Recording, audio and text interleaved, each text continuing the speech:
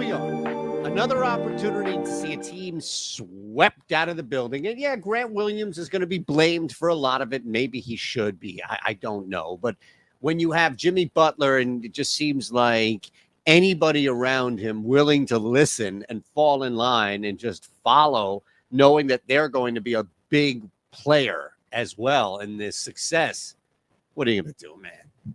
What are you going to do? And if you're Boston, just do what the Lakers did, right? Get your star player out there, drop 40, and then just go home. Enough is enough. What more do we need to see from the Boston Celtics? You embarrassed yourself. And yeah, you embarrassed a couple of other teams like the Philadelphia 76ers. I don't even know if you embarrassed anybody else. The Atlanta Hawks hung around as 6 games. Maybe we should have thought more about that than just the fact that it was the Game 7 evaporation of soul from the Sixers. All right, thumbs up, subscribe. We're going to head to Caesars and go 5 in 5. Starts the clock.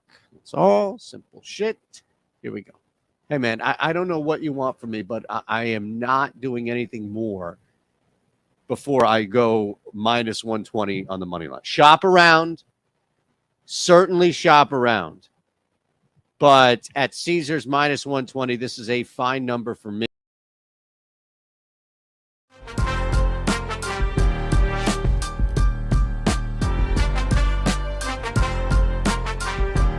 And then no Dern into MVP, obviously. Oops. Still made a little bit. I'm not going to complain.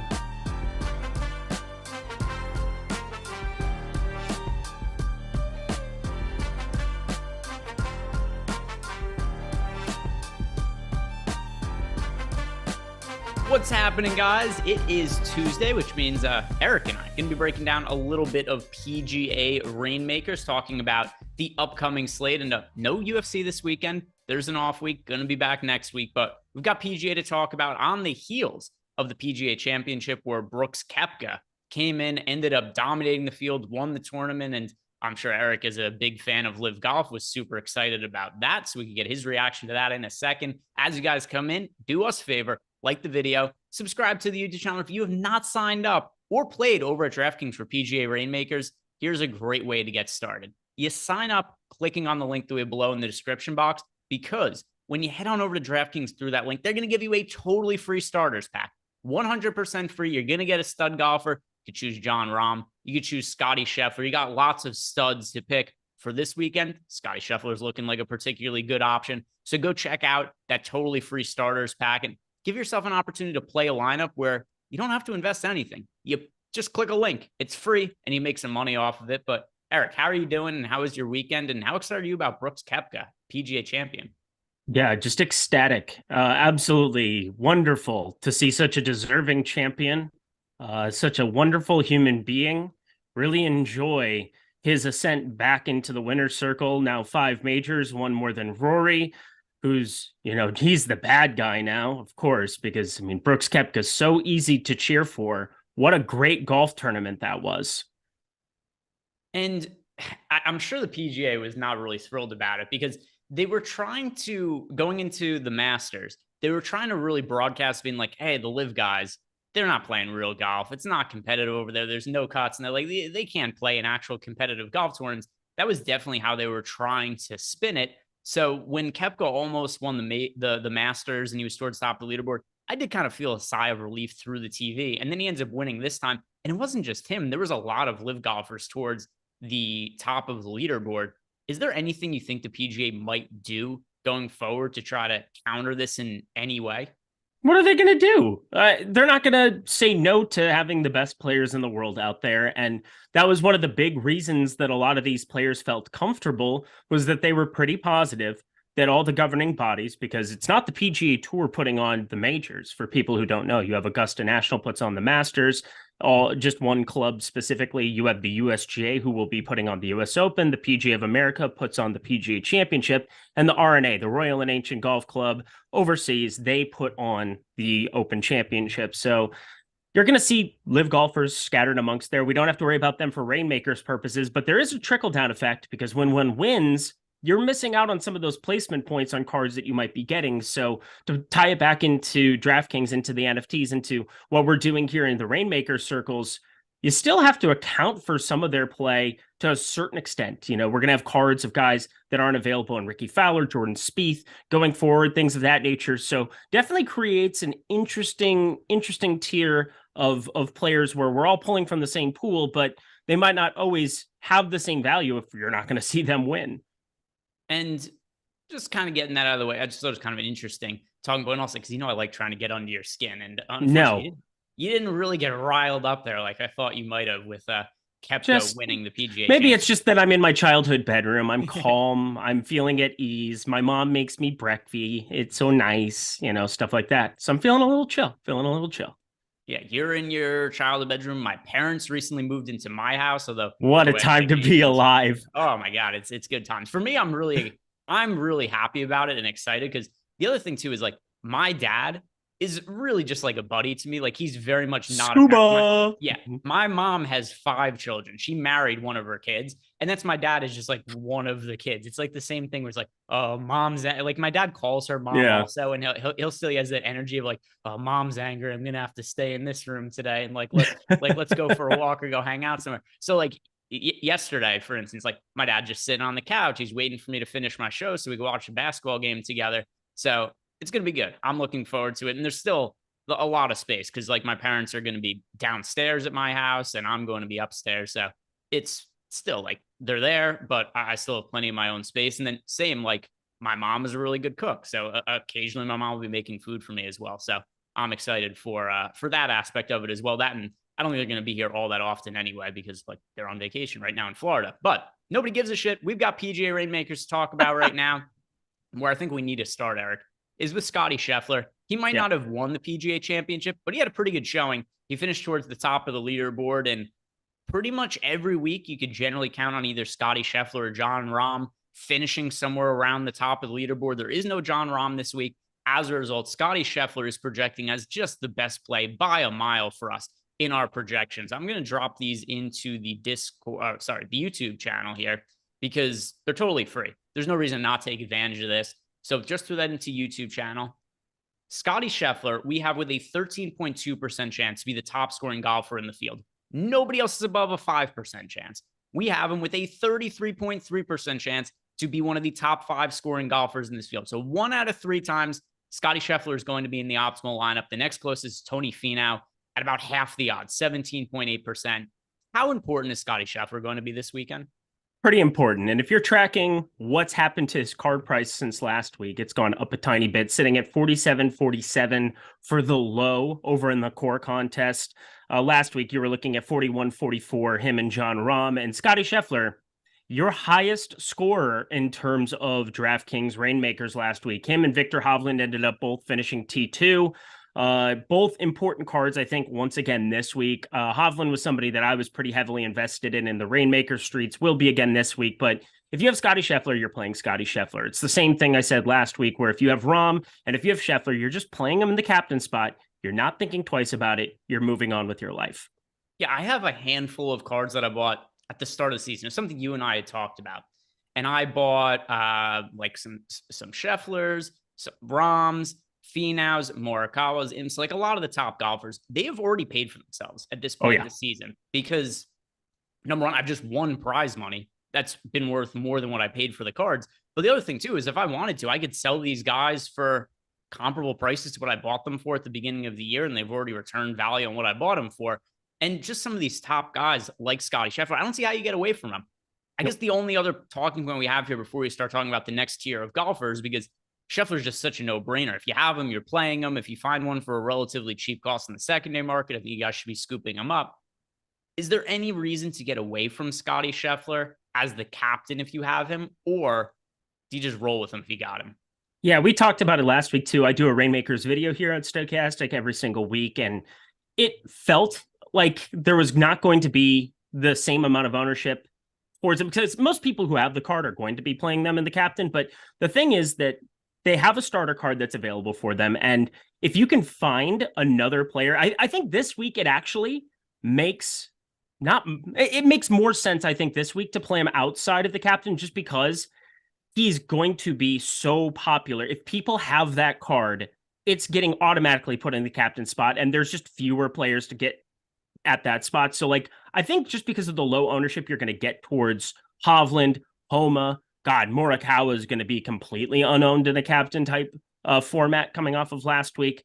There are some reasons to talk yourself into getting away from it, just because it might be steamed up way beyond what we saw last week, where, hey, if you played Scheffler and Rahm in the same lineup, you can only play one in the captain spot, and it made a lot of sense to combine those in like a core contest for, single entry, things of that nature. So I'm going to say, for the most part, yes, you should be looking at playing them in the large field tournament, in the single entry there, but in a large field tournament, I might be okay this week trying to just hit the nuts with somebody else. All right. And then we'll try to figure out who some of those other players that might be the nuts are, because there are a lot of other options, right? Golf fields are pretty big. Scotty Scheffler is only one of the golfers that we have to choose from. And who do you think is the next most likely golfer to just win outright? So let's say you have a Scotty Scheffler, but you're not playing him in the captain spot. You're playing him in the utility.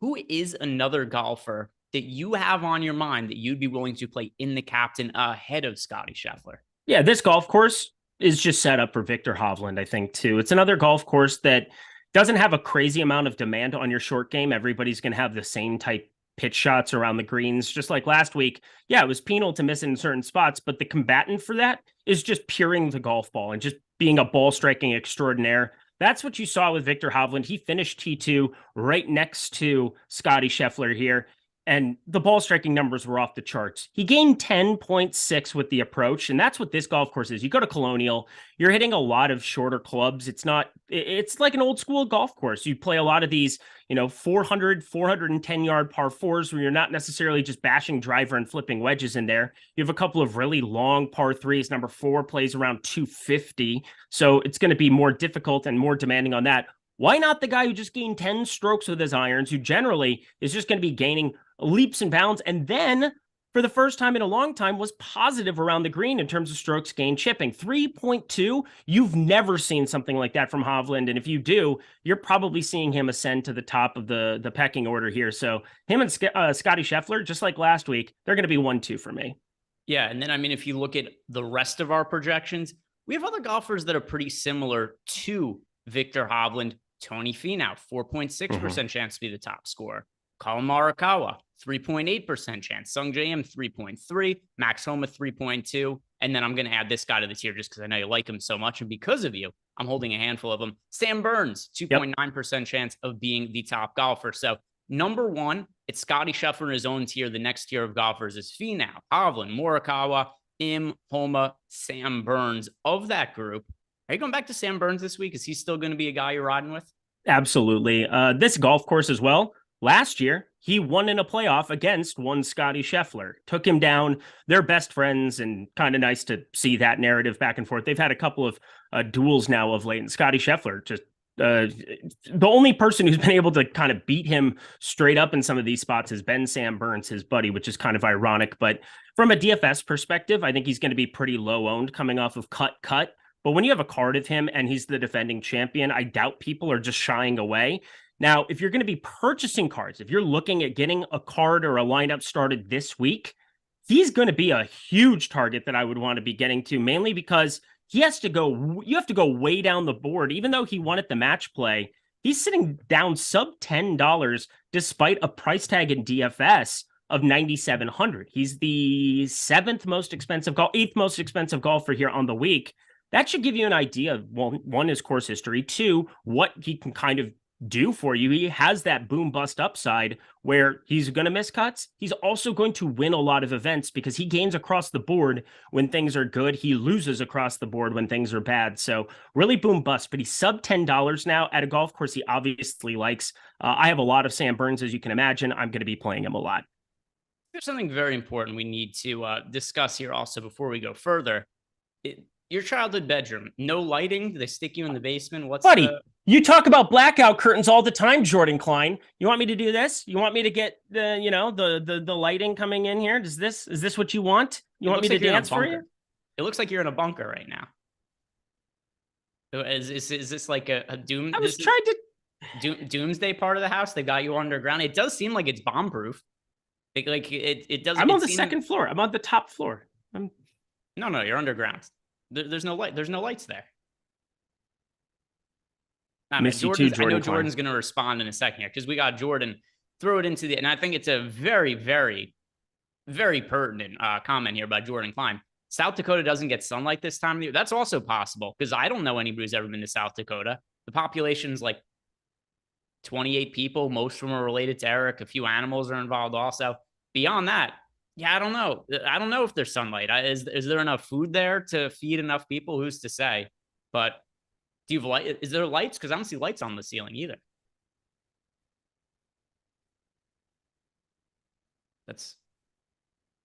They're not on. I didn't turn them on. All right. I didn't want to. In the darkness. It's born in the darkness. Basically, Jordan Klein's just a mean person who's tuning in to troll me, and I'm not going to give in to his wants here. I'm going to simply move on like a professional and actually do my job. You should try it sometime, Jordan. The joke is on Jordan because number one, he's outing himself as he's not doing anything at work right now. No, he's doing nothing. I've never seen him wear an actual shirt to work. So there's three moose that power the internet there. Yeah, that's how they go. It's kind of, the gerbils and the wheel that power the power in cartoons all the time. The entire North Dakota, there's 3 moose that are running. Well, actually, it's 3 moose. And then either Eric or one of his brothers, they take turns. It's all of them. They take turns running in the wheel. And that's how they power all of it. And right now they're sleepy. They're tired. And they're not doing it. That's why it's so dark in South Dakota. Lights. South Dakota. Yeah, South Dakota. Yeah, nobody knows. Falls. Yep. Nobody knows. So, by the way, one thing, though. Do they power both of the Dakotas? Or is there a separate power system for North and South Dakota? Like, is it 3 moose for each of the Dakotas? Or is it just 3 that are able to do all of them at once? Yeah, we outsource an extra moose for the winter from Minnesota, and then we tried to get one from Canada the other year. Didn't end up working out that well for us, but yeah, South Dakota in the summertime, we end up getting the short end of the stick. It's too hot. It's too hot. Yeah, and air conditioning hasn't been invented there yet, so we'll see. One day. Which president's head does Eric live in? Another good question. Which of the president's head do you live in? You got Mount Rushmore over there. I live in your head, Jordan. Rent-free, in fact. That is a good point. Jordan is not working right now, and instead he's showing up to work to see what Eric is up to. Jordan is absolutely nothing. The key to this, more than anything, Jordan Klein has absolutely nothing going on in his life at all. I appreciate that he's here. I hope, Jordan, you've also liked the video and subscribed to the YouTube channel like everybody else. Great. But yeah, Jordan needs some hobbies. Jordan needs some hobbies during the day other than trying to figure out the power grid in South Dakota while he is supposed to be working. I don't know what the hell he's doing during. Yeah, what are you doing? Aren't we supposed to be like a little bit focused? Yeah, no, Jordan Klein just he's the laziest producer I know named Jordan Klein. The laziest producer with the least sleeves. Terrible activity to sleep ratio. I'll bring you back a shirt. We do have those in South Dakota. Yeah, they have to. It's cold, especially when the moose don't have their proper energy and running properly. Got to stay warm in South Dakota. Jordan says he's prepping the underdog show. Doesn't seem like it to me. Doesn't seem like that's what he's doing. Let's walk through some of the other talking points of this, and most notably that tier of golfers we just walked through. It was Tony Finau, Victor Hovland, Morikawa, Sungjae Im, Max Homa, Sam Burns. Of that group, do you dislike any of them? I don't think the word is dislike. Did you say Brian Harman in there? No, I'll put him in the next tier. Okay, I was gonna say he definitely belongs in the next tier. That's for sure. Basically, Brian Harman.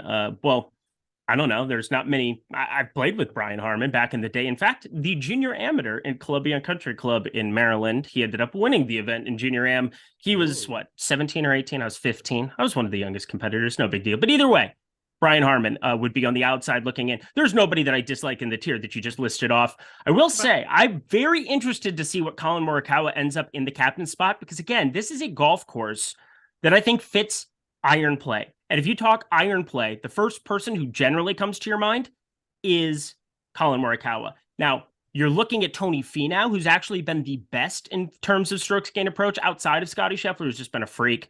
But then Collin Morikawa over the last 50 rounds has been second, tied for second here with Tony Finau in terms of strokes gained approach. This is a golf course where a lot of three woods, a lot of 2 irons off of tees, placement, getting yourself positioned for your second shot. It is a second shot, old school golf course. That's why shorter hitters. That's why Annika Sorenstam decided to pick there as the PGA Tour spot where she really could have competed. If she had, maybe putted the ball a little bit better. You can run into hot irons and just run with it at Colonial. It's going to play difficult still for a golf course that's around 7,100 yards. Tough to be a 7,100-yard golf course in the year of our Lord 2023, but that just makes Collin Morikawa an absolute slam dunk smash type play compared to what his ownership should be in that captain spot. Yeah, Marquee Music Group in the YouTube chat, he's thrown in a couple of comments. One, he says he likes Max Homa this week, and then the other part that he says here, Harman has been cheeks lately. So so it seemed like before when you asked, is Brian Harman part of that tier? I was listening for him.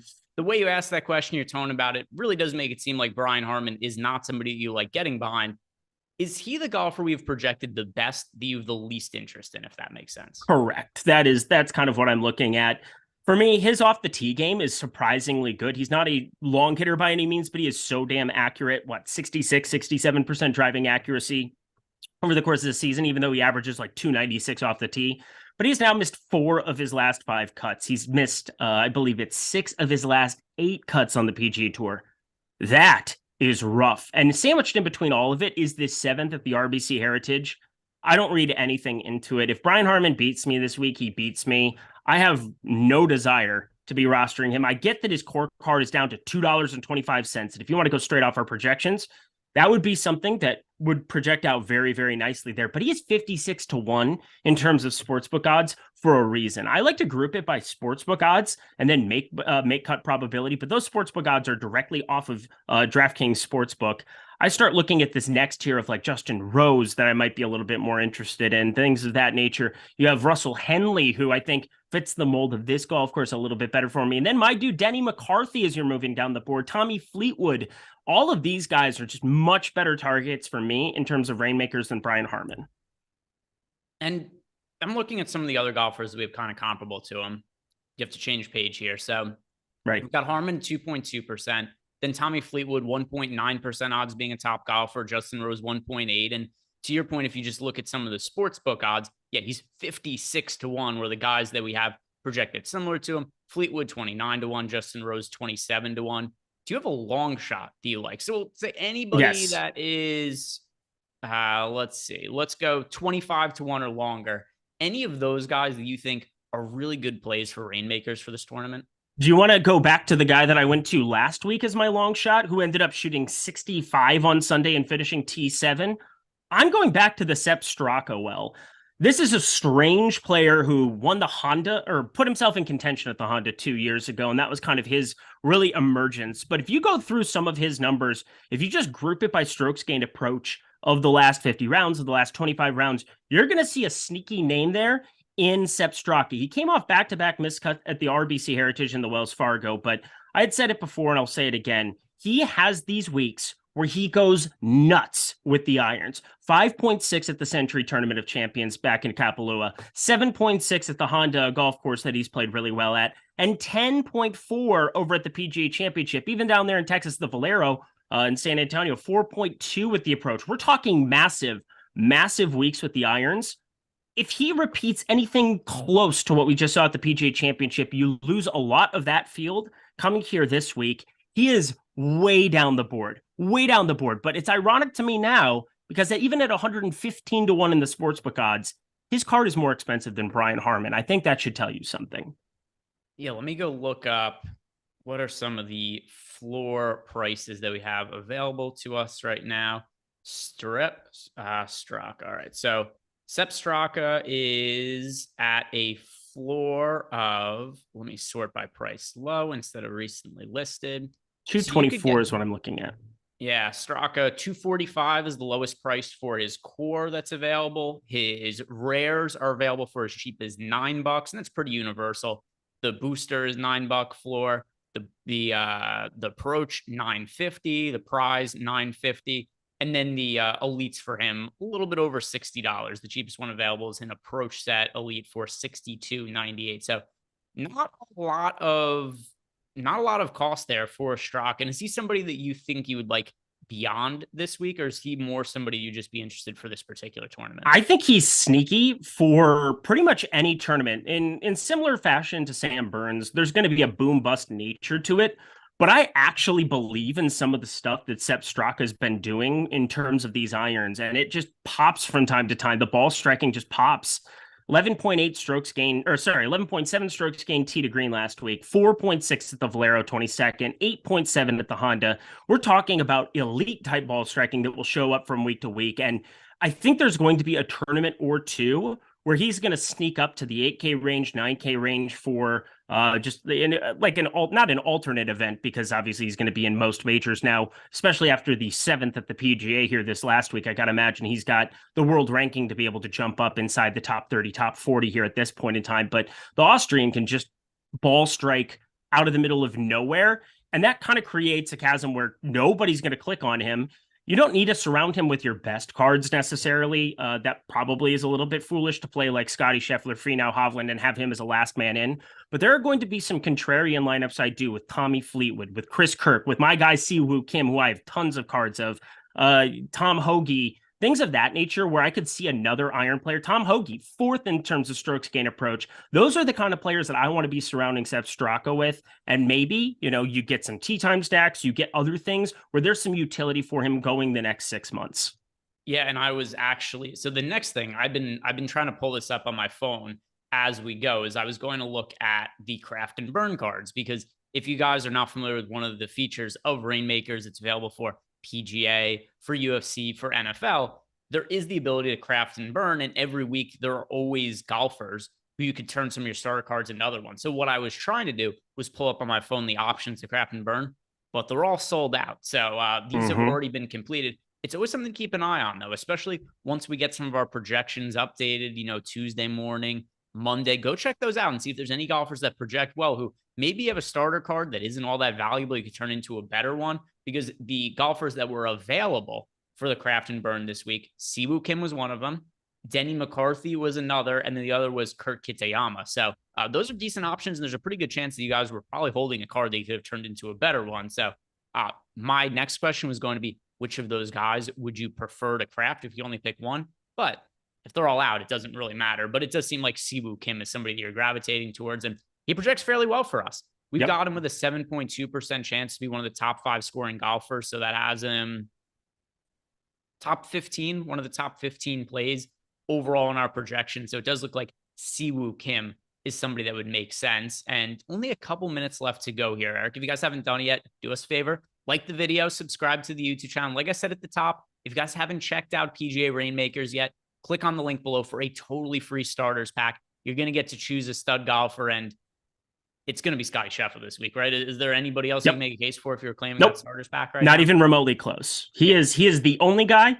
Think about it this way. He's $47. You're getting a $47 card to start your lineup with this week. The best player in the field, over a third of the time, he is showing up freaking optimal. That isn't even just the number of times that he could show up in a winning lineup by putting up a top 10, top 15, which he is minus money to get. So he is unlike any golfer we've really seen. He's going back to Texas. It makes all the sense in all the land to be getting Scotty Scheffler instantly.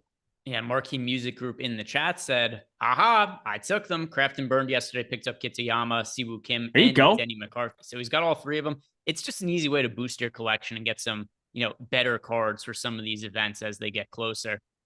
Final thoughts here, Eric. I want to know from you, any long shots outside of Straka you're willing to take a chance on, or are you just going to be playing a little bit more of the chalkier guys that are higher probability to win this week? So that's kind of the conversation to have. Is there are definitely limitations in terms of like, it's really hard to say, hey, I want to build a lineup of Sepp Straka and like 4 or 5 of these guys. Like I'm talking about your one pivot in a large field core contest, where if you get a top 10 from Sepp Straka, you're probably putting yourself in an elite spot. If you have Hovland, if you have Homa, if you have Siwoo, probably not going to be pairing Scheffler or something of that nature with it. But one other long shot that I've got my eye on coming into this week is definitely Tom Hoge. And he's sitting at 61-1 right now.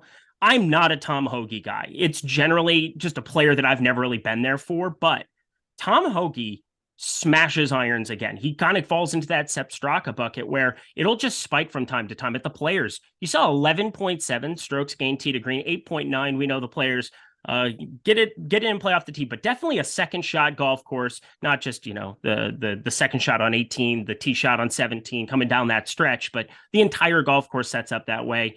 You see at AT&T Pebble Beach, where he competed and I believe he won a couple years ago. That is definitely just a second shot golf course as well. Not too penal off the tee, smallest greens on the PGA Tour. Those are the kind of spots where it seems Tom Hoge plays well. I think Colonial is a sneaky good setup for a guy who finished third at the Players. Outside of that, hasn't had a very good season.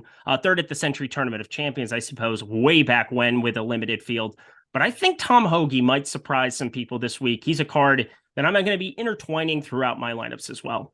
His floor is available for as cheap as $6.49 right now in the secondary market. And that's going to do it for us today, guys. One more time, I'm going to ask you haven't done it yet. Do us a big favor by liking the video and subscribing to the YouTube channel. Good luck building out all your lineups this week. Next week, Eric and I'll be back on Tuesday to talk about more PGA. So have a good one. Also, NBA Live Before Lock tonight. Go check that out. Later, guys.